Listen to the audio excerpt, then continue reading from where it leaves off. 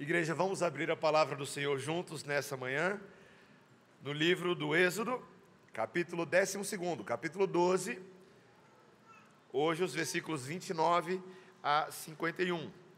Na semana passada o presbítero Charles expôs para nós os versículos 1 a 28, que tratam da instituição da Páscoa, e se você ainda não ouviu o sermão, você deveria ouvir. Se você não pôde estar aqui no último domingo, você deveria ouvir, porque é um sermão que foi muito bem explicado sobre o significado dos elementos da Páscoa. E hoje, de alguma maneira, nós retomamos esses elementos e tratamos das cenas que aqui estão para nós. E eu peço que você ouça com atenção a leitura da palavra do Senhor, que diz assim: E aconteceu que, à meia-noite, feriu o Senhor todos os primogênitos na terra do Egito, desde o primogênito de Faraó, que se assentava no seu trono, até o primogênito do cativo, que estava na enxovia, e todos os primogênitos dos animais.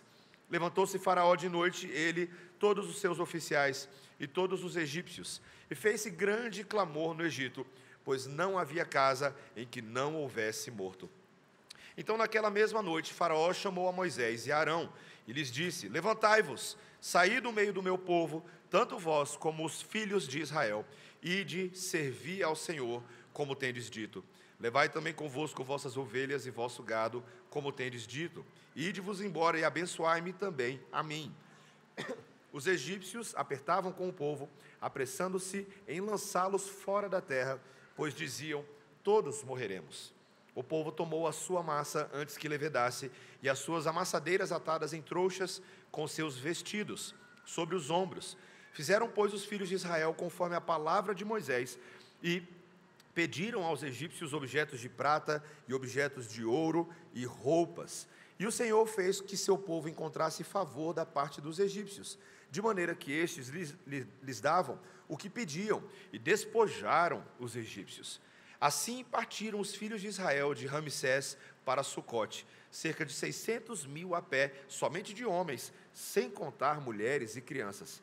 Subiu também com eles um misto de gente, ovelhas, gado, muitíssimos animais, e cozeram bolos asmos da massa que levaram do Egito, pois não se tinha levedado, porque foram lançados fora do Egito. Não puderam deter-se e não haviam preparado para si provisões.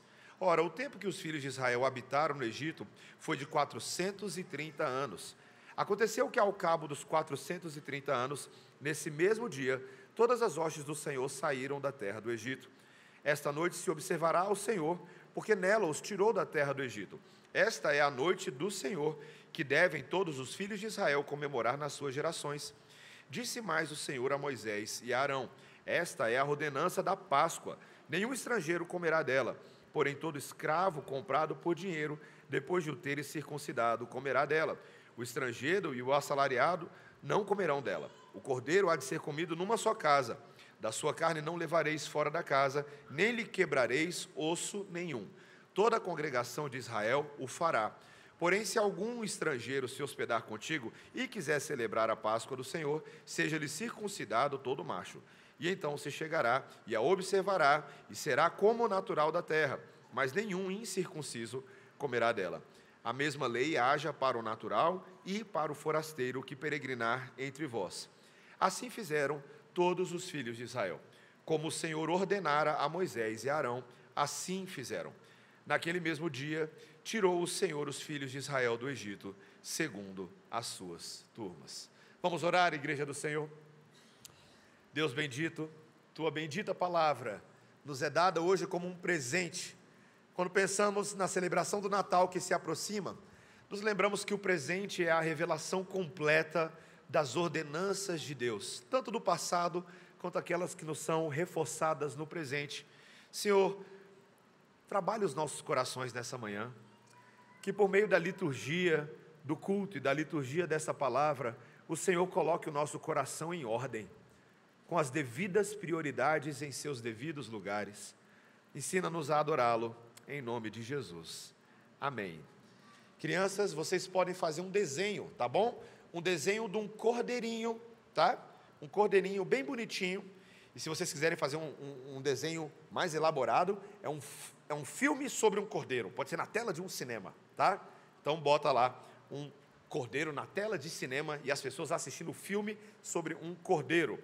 Meus irmãos, o clímax é, na linguagem de cinema, de roteiro, aquele momento mais alto de tensão e conflito de uma narrativa. Quando a gente fala sobre clímax, estamos falando daquele ponto do filme onde as questões principais atingem o seu ápice, os problemas atingem o seu ápice e precisam ser resolvidos de alguma forma. Tem um autor chamado Sid Field, escreveu um livro sobre roteiro de cinema, e ele fala que é o momento em que as apostas são mais altas. Você sabe do que eu estou falando quando você está assistindo o Titanic, e aí o barco está se despedaçando, porque foi atingido por um iceberg, e salve-se quem puder, todo mundo correndo, mas tem uma história de amor no meio disso. Tem um casalzinho que está lá se formando, e a pergunta é, será que eles vão sobreviver? Será que o amor deles vai vingar? Ou então você já assistiu o Jurassic Park, e eles correram de dinossauro o filme inteiro, mas chegou a hora do Tiranossauro Rex, certo? E ele não é qualquer dinossauro, a boca dele é daquele tamanho, é gigantesca, e a grande pergunta é, será que eles vão conseguir escapar do Tiranossauro Rex? Será que eles vão adestrá-lo? O que eles vão fazer com o Tiranossauro Rex? Meus irmãos, sem dúvida, a 10ª praga é o ponto climático dos sinais e maravilhas que Deus estava realizando no Egito, por meio do seu servo Moisés. Essa praga é incomparável, meus irmãos, as outras foram difíceis, mas essa é a praga das pragas. E em meio a ela, algo surpreendente está para acontecer da parte de Deus, nesse clímax que envolve juízo, que envolve uma fuga impossível, uma antecipação, medo.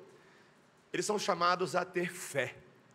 Eles são chamados a reencenar por todas as gerações, começando com eles e chegando até nós, os atos de fé que o povo de Deus deveria cumprir com fidelidade, como um povo que crê, como um povo que obedece, como um povo que é capaz de seguir a Deus a despeito de todas as circunstâncias. No auge da angústia e incerteza, e essa é a nossa tese para hoje, a redenção do Cordeiro nos alcança e nos impulsiona. Então, meus irmãos, nós vamos ver essas cenas finais das 10 pragas em 4 atos, em 4 momentos. Primeiro, a mão julgadora de Deus que prevalece no fim das contas, tá? A mão julgadora de Deus que prevalece no fim das contas. Meus irmãos, quando nós chegamos nessa praga, e aqui esse momento do capítulo 12, ele é apenas o cumprimento fiel de predições que Deus já havia dado a Moisés ali no capítulo 11.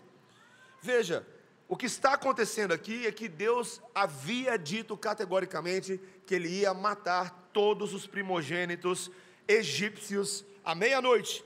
Quando o anjo da morte, o anjo de Deus, passasse sobre aquelas terras e causaria grande dor, faria o povo chorar alto. Ele havia dito lá no capítulo 11, versículos 4 a 6, cerca da meia-noite passarei pelo meio do Egito, e todo primogênito da terra do Egito morrerá, desde o primogênito de Faraó, que se assenta no seu trono, até o primogênito da serva, que está junto a Mó, e todo o primogênito dos animais. Haverá grande clamor em toda a terra do Egito, qual nunca houve, nem jamais haverá. Meus irmãos, vocês conseguem imaginar essa cena? No meio da noite, o choro, os gritos, ao redor do Egito, todos os primogênitos, desde a realeza até os prisioneiros políticos, até os primogênitos dos animais, todos faleceram. E Faraó não teve jeito, meus irmãos. Ele convoca Moisés e Arão pela última vez, e enfim, de fato, agora, ele permite que os israelitas partam incondicionalmente. Também um cumprimento do que Deus havia dito no capítulo 11, versículo 1, ainda mais uma praga trarei sobre Faraó e sobre o Egito, então ele vos deixará ir. Quando vos deixar ir, é certo que vos expulsará totalmente. Meus irmãos, é surpreendente, porque Faraó era considerado um deus, e ele ficou tão humilhado, a ponto de pedir a Moisés e Arão que orassem a Deus, para que Deus tivesse misericórdia dele e o abençoasse. Meus irmãos, Faraó não queria estar debaixo da maldição desse Deus dos israelitas. Ele percebeu que com esse Deus não se brinca, é impossível vencer qualquer batalha contra esse Deus. E até o povo egípcio pediu para que os israelitas partissem imediatamente, com medo de que todos eles também morressem, por causa desses israelitas. Meus irmãos, tudo isso é para nós um lembrete vívido da fúria de Deus contra os pecadores. Meus irmãos, veja, existe uma tese evangélica dos nossos dias que diz que Deus odeia o pecado, mas ama o pecador. Então, na verdade, ele só tem um problema com o pecado que o pecador pratica, mas ele não tem um problema com o pecador que é praticante do pecado. Cuidado com isso. Cuidado com isso. Pecado e pecador são tão intimamente ligados que o juízo de Deus não cai sobre um lado, mas não cai sobre outro. O juízo de Deus cai sim sobre toda a carne. Meus irmãos, terrível coisa é cair nas mãos de um Deus irado. Uma frase que foi reconhecida ao longo da história, desde os dias das Escrituras, por homens como Jonathan Edwards, por Martinho Lutero. Quando você tem que lidar com a ira de Deus e não há uma cortina que faça separação de tal maneira que você possa estar protegido dessa ira, se não há nada que o proteja, se não há um anteparo, meus irmãos, os homens haverão de experimentar toda a força da ira de Deus neste mundo. Aqueles que não estão em Cristo, a Bíblia é muito clara com relação a isso. Em Efésios capítulo 2, aqueles que não estão em Cristo se encontram nesse momento debaixo da ira de Deus. E lidarão com as consequências nesse mundo, ainda que Deus muitas vezes refreie um pouco disso por causa da graça dele, mas lidarão com as consequências do seu próprio pecado. O homem que se levanta contra Deus, que fala o que quer, que é arrogante, que diz que ele pode construir um Titanic na sua vida e Deus não derruba esse Titanic, esse homem certamente será derrubado, inevitavelmente. E nesse mundo os arrogantes, meus irmãos, ainda que não lidem com toda a ira de Deus nesse momento, mas um dia, se não se arrependerem dos seus pecados, se não se voltarem para Cristo, se não se refugiarem na arca que é o Senhor Jesus Cristo, eles experimentarão, na vida presente, mas especialmente na vida vindoura, os efeitos desse juízo inevitável de Deus. Mas, meus irmãos, é interessante que ao mesmo tempo que o Egito e o mundo lide com essa realidade, Deus está fazendo algo pelo seu povo. Em segundo lugar, nós vemos aqui cenas de que isso aqui é mais do que um livro, é um êxodo causado por Deus. Em segundo lugar, é mais do que um livro, é um êxodo causado por Deus. Finalmente, meus irmãos, com essa permissão de Faraó, no meio dessa situação impossível, os israelitas agora são colocados para fora, eles são obrigados a iniciar a sua jornada de liberdade. E eles vão viajar agora de Ramsés para Sucote. E conforme Deus também já havia instruído anteriormente, no capítulo 11, versículo 2, os israelitas pediram aos egípcios, e receberam dos egípcios artigos de prata, ouro, roupas. Meus irmãos, por que os egípcios foram tão solícitos com esse povo maldito no nosso meio? Meus irmãos, o capítulo 11 explica lá no versículo 3, o Senhor fez com que o seu povo encontrasse favor da parte dos egípcios. Vai embora e leva tudo, leva ouro, leva prata, pode levar roupa, ó, leva o cachorrinho também, vai embora. Meus irmãos, eles saíram de lá ricos, ricos. E a Bíblia vai explicar que esse saqueamento de despojos era algo que Deus já havia dito para Abraão lá em Gênesis 15, quando Deus havia estabelecido uma aliança com Abraão, partiu os animais, passou o número dos animais, e ele antecipou que o povo que se multiplicaria seria escravo por 400 anos no Egito, e depois de serem feitos escravos por 400 anos, eles sairiam do Egito com riquezas nas mãos. Gênesis capítulo 15, versículo 13. Lá atrás, meus irmãos, Deus havia antecipado não somente a escravidão, mas o tempo preciso dessa escravidão, e de que o povo carregaria despojos de uma guerra que Deus estaria vencendo sobre os seus opressores. E, meus irmãos, foi uma partida às pressas, não deu para arrumar muita coisa não. Bota a trouxinha nas costas, não deu nem tempo de comer direito. A pressa foi tanta que foi marcada pelo fato de terem preparado apenas pão sem fermento. Só deu tempo disso, pão sem fermento, não deu tempo de preparar nada. E esse pão sem fermento se tornaria muito significativo na história da Páscoa. Mas, meus irmãos, o êxodo então finalmente começa. O texto diz que o número de homens israelitas era de aproximadamente aqui 600 mil homens, um pouquinho mais do que isso, de acordo com as genealogias de números. Mas isso sem contar as crianças e as mulheres. Se você somar aqui uma estimativa média populacional de crianças e mulheres, esse número vai para um pouco mais de 2 milhões de israelitas. 2 milhões de israelitas. Depois de 430 anos precisamente, deixou o Egito como resultado das maravilhosas promessas de Deus. Meus irmãos, a Bíblia começa a mostrar para a gente que Êxodo, teologicamente falando, é muito mais do que o nome de um livro que você tem que memorizar para ganhar a gincana bíblica na escola dominical.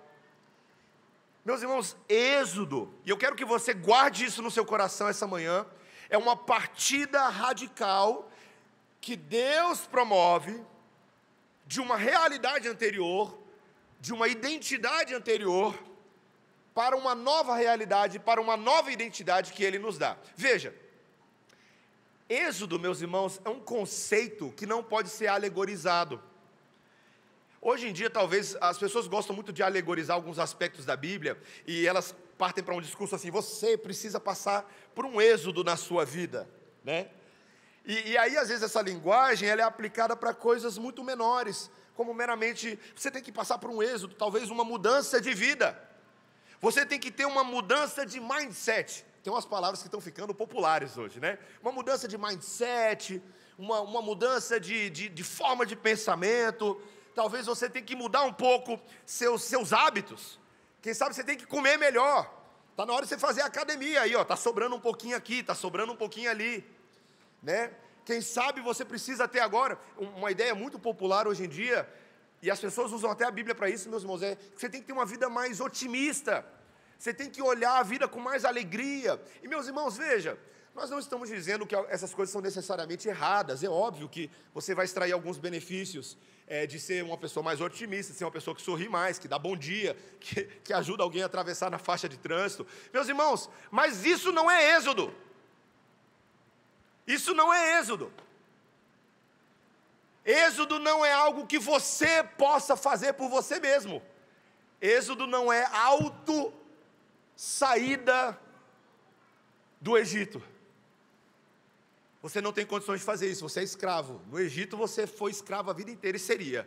Se Deus não causasse um êxodo na sua vida, é algo que somente o Senhor pode fazer por nós. É o cumprimento das suas antigas e infalíveis promessas, de que ainda que fôssemos escravos, Deus entraria no Egito da nossa vida com o seu Moisés, Jesus, e Ele nos arrancaria de lá a força, é deixar para trás a velha vida da miséria, do pecado, da morte, da perdição, e sermos levados para uma nova identidade que Ele mesmo nos dá. Meus irmãos, isso é Êxodo, é uma novidade de vida em Cristo, unidos a Cristo.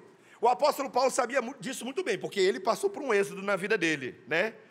Ele era um perseguidor da igreja, cruel, sede de sangue, mas ele experimentou a entrada de Cristo na história dele, e ele se tornou agora, igreja, parte do corpo de Cristo. E ele mesmo, o apóstolo Paulo, em 2 Coríntios capítulo 5, versículo 17, ele disse que se alguém está em Cristo, é nova criatura. As coisas antigas já passaram, eis que se fizeram novas. E é isso que eu quero perguntar para você, meu irmão, minha irmã, nessa manhã. Você entende o que é essa novidade de vida, repleta de significado e esperança concreta, reservada tão somente para aqueles que estão em Cristo Jesus? Meus irmãos, se nós de fato passamos pelo êxodo da salvação, isso significa que eu e você não podemos ficar patinando na vida do pecado, como os israelitas que lá no deserto, depois a gente vai ver, estavam lá já libertos por Deus, caminhando rumo à terra prometida, mas ficavam com Moisés: ah, Moisés, que saudade do Egito. Meus irmãos, quem passa por um êxodo não tem mais direito de ficar tendo saudade de uma vida pecaminosa, de uma vida de escravidão. É para a liberdade que Cristo nos chamou, igreja. É para sermos livres. É para sermos vivos. Eu lembro o pastor John Piper escrever no livro Uma Vida Voltada para Deus, e numa das suas devocionais ele menciona, citando Lamentações 3:22, que quando as misericórdias do Senhor se renovam sobre as nossas cabeças todos os dias, é porque Deus nos dá todos os dias uma oportunidade de largarmos essa velha vida do pecado e sermos restaurados para uma vida de santidade, de novidade. Cristo deseja isso para nós, meus irmãos, e a prova disso é porque Ele daria a eles uma encenação, uma antecipação do Cordeiro sacrificial de Deus. Terceiro ponto, terceira cena, a antecipação do Cordeiro sacrificial de Deus. No meio desse relato todo, no versículo 42, ele para tudo, para descrever agora, para retomar o tipo de prática da Páscoa que eles deveriam ter nessa vida de peregrinação que estava diante deles. E é interessante, meus irmãos, porque são regulamentos muito específicos. A partir do versículo 43, vai ficar muito claro entre os versículos 43 e 49, que essa Páscoa, ela era uma refeição daqueles que estavam em aliança com Deus. Esse povo que precisava agora saber com clareza qual era a sua identidade, esquecendo-se da identidade do Egito, eles precisavam, como comunidade, encenar ou reencenar uma refeição pactual. E essa refeição, meus irmãos, a Bíblia vai deixar muito claro nesse texto, que ela era reservada apenas para aqueles que estavam em aliança com Deus. Veja, o texto vai dizer para a gente que quando eles saíram do Egito, muita gente saiu junto com eles. Outras pessoas saíram, provavelmente alguns egípcios falaram, estou fora daqui, vamos embora. Foram juntos. Haviam servos, trabalhadores, estrangeiros. E aí, Moisés vai deixar bem claro, veja, essas pessoas não podem participar. Não podem. Os servos não podem, os estrangeiros não podem, a menos que haja uma adequação da identidade deles para que eles se tornem parte do povo de Deus. Então, por exemplo, os estrangeiros, aqueles que queriam participar da Páscoa, imagina, você está recebendo alguém, ele é um hóspede seu, e agora ele quer participar, ele precisa ser circuncidado. Era isso que ele precisava fazer. Os machos, é o que o texto diz. Isso se aplicava também aos servos. Meus irmãos, os escravos comprados poderiam participar se fossem circuncidados. Meus irmãos, eram regras específicas de uma cerimônia com um significado e uma memória específica. O texto diz que cada cordeiro de Páscoa seria comido em uma só casa. Era uma regra.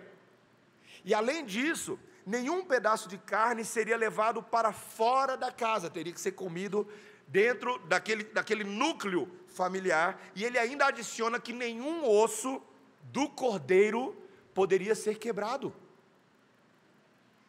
Meus irmãos, era uma cerimônia, era uma refeição cujo objetivo era lembrá-los de que eles foram comprados, de que Deus transferiu a propriedade daqueles escravos que eram do Egito e agora eram escravos de Deus. Meus irmãos, esse é o conceito de redenção na Bíblia. Eu sei que você gosta do nome da nossa igreja, soa bonito, né? Igreja Presbiteriana Redenção. Mas deixa eu te fazer uma pergunta. Você entende o que significa o conceito de redenção? Porque naqueles dias, para você comprar um escravo, muitas vezes você deveria oferecer algo em troca daquele escravo que fosse de valor aceitável para que aquele escravo lhe fosse conferido, que a carta dele, a carta de alforria, pertencesse a quem está fazendo a compra. Deveria ser um valor à altura daquele escravo, dentro da negociação, dentro do valor que ele representava. Mas, meus irmãos, Deus estava aqui comprando para si um povo inteiro, uma nação inteira. E o lembrete para eles é de que todas as vezes que eles se reunissem para celebrar a Páscoa do Senhor, conforme a lei do Senhor, aquele cordeiro era o lembrete de que um cordeiro estava sendo dado em lugar dos escravos. Ah, meus irmãos, eu sei que às vezes a gente se perde nessas comemorações, a gente se esquece desses elementos, desses ritos, dessas liturgias que Deus estabelece. Mas hoje nós lemos o texto de João, capítulo 19, que reconta a morte de Jesus. Na sexta, Jesus foi crucificado, e o texto nos diz que quando chegou no sábado, havia sido dado ali de beber para aqueles homens que estavam na cruz, desfalecendo. E os judeus fizeram uma solicitação a Pilatos. A solicitação que eles fizessem é que os corpos fossem retirados da cruz, porque aquele era um sábado especial, era um sábado de preparação. Eles não podiam ficar com aqueles corpos lá. Era um desrespeito às leis dos judeus. E os romanos não eram muito atentos a isso. E aí eles pedem autorização, então, para Pilatos, para que eles quebrassem as pernas daqueles homens que estavam ali agonizantes, para que eles morressem mais rápido. Então eles vão lá, tem uma pessoa crucificada ao lado direito de Jesus. Ele está lá meio agonizando, eles vão lá, pum, quebram a perna dele. E aí ele morre mais rápido. Eles vão do outro lado e quebram a perna dele, da esquerda. Mas quando eles chegam em Jesus, o texto nos diz, João 19, que Jesus já estava morto. E então eles não quebraram as pernas dele. E João nos diz em João 19:36, para que se cumprisse o que fora dito pelas Escrituras, nenhum osso das pernas lhe será quebrado. Pô!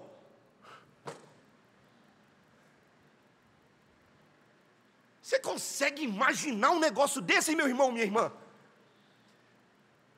Meus irmãos, isso é assustador. Não foi apenas uma questão circunstancial ali entre judeus e romanos. A palavra do Senhor estava sendo cumprida naquela cruz, para que nenhum judeu tivesse dúvida, para que nenhum gentil tivesse dúvida, de que aquele era o Cordeiro Pascal de Deus, que tira o pecado do mundo. Ninguém teria dúvida disso. Você imagina você, judeu, lendo a Bíblia agora, tentando entender esse negócio do Messias, e aí você lê essa informação. Deus estava convertendo para si escravos, resgatando escravos. Então, quando eu e você reencenamos liturgicamente a mesa do Senhor, que substitui aquela mesa cerimonial dos judeus, quando nós participamos do pão e do vinho, nós nos lembramos que o Cordeiro Pascal de Deus nos foi entregue e nos resgatou, e nós não somos do Egito, nós somos da Canaã, de Jerusalém. Meu irmão, minha irmã, como é importante eu e você sabermos essa mensagem.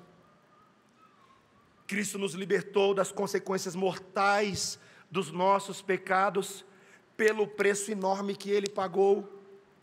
Nós não precisamos pagar, Ele é o nosso substituto. Ele já nos redimiu com a sua morte na cruz. E a nossa parte agora é confiar nele e obedecê-lo. E eu quero terminar esse texto perguntando: quão fácil ou difícil é fazer isso, meus irmãos?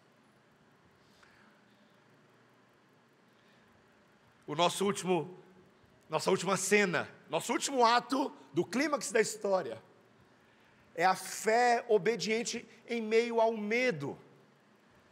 Porque veja, a sessão termina, o texto termina, meus irmãos, nos versículos 50 a 51, veja aí comigo, falando da obediência dos israelitas. Olha aí, versículo 50. Assim fizeram todos os filhos de Israel, como o Senhor ordenara a Moisés e a Arão, assim eles fizeram. Naquele mesmo dia, tirou o Senhor os filhos de Israel do Egito, segundo as suas turmas. Meus irmãos, eles praticaram aquilo que Deus falou. Eles saíram do Egito, eles celebraram a Páscoa, eles pegaram os despojos, e eles seriam desde aquele dia um povo praticante dessas verdades. Meus irmãos, ter fé nos momentos mais fáceis é mais fácil.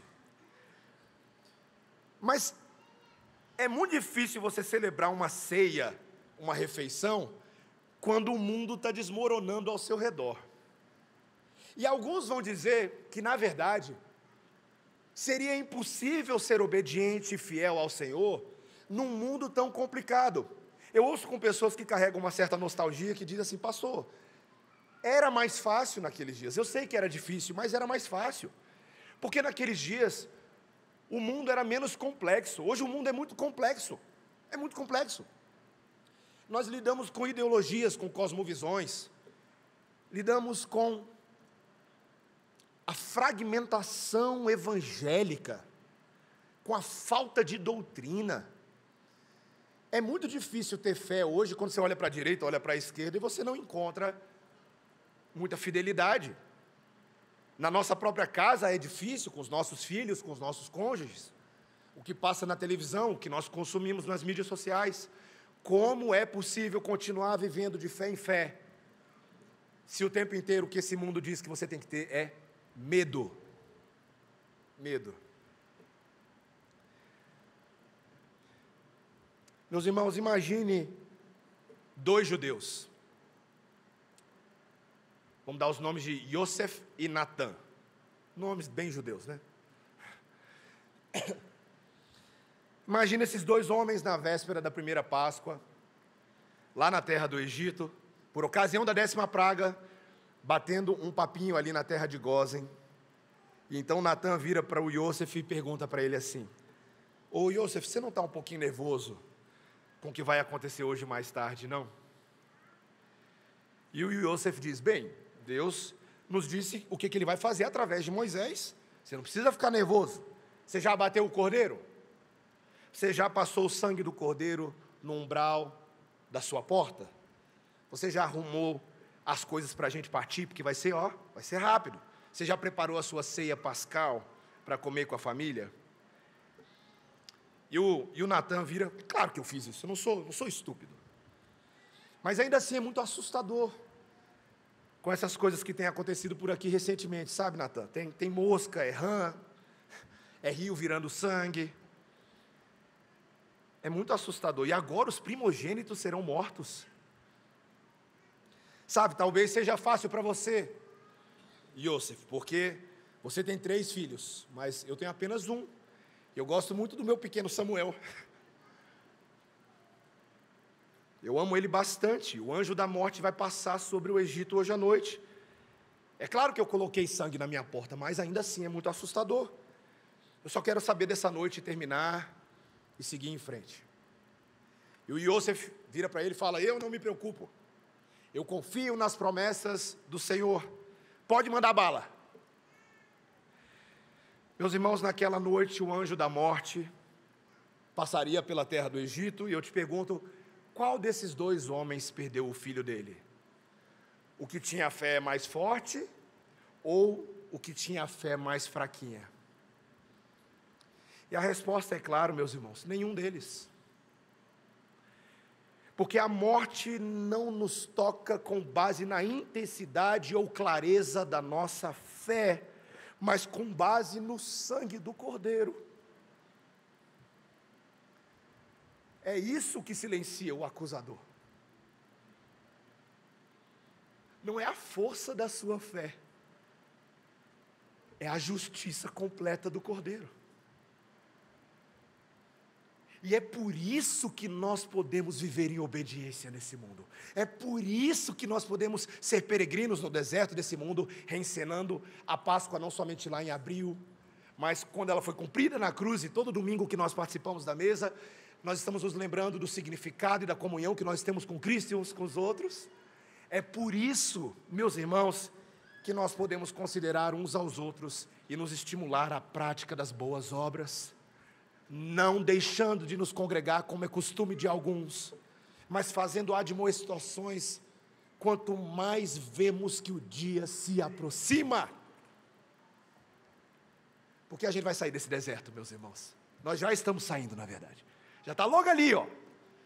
Eu acho que eu e você já conseguimos ver no horizonte a nossa Canaã, certeira, concreta. Então aprume-se, meu irmão, minha irmã.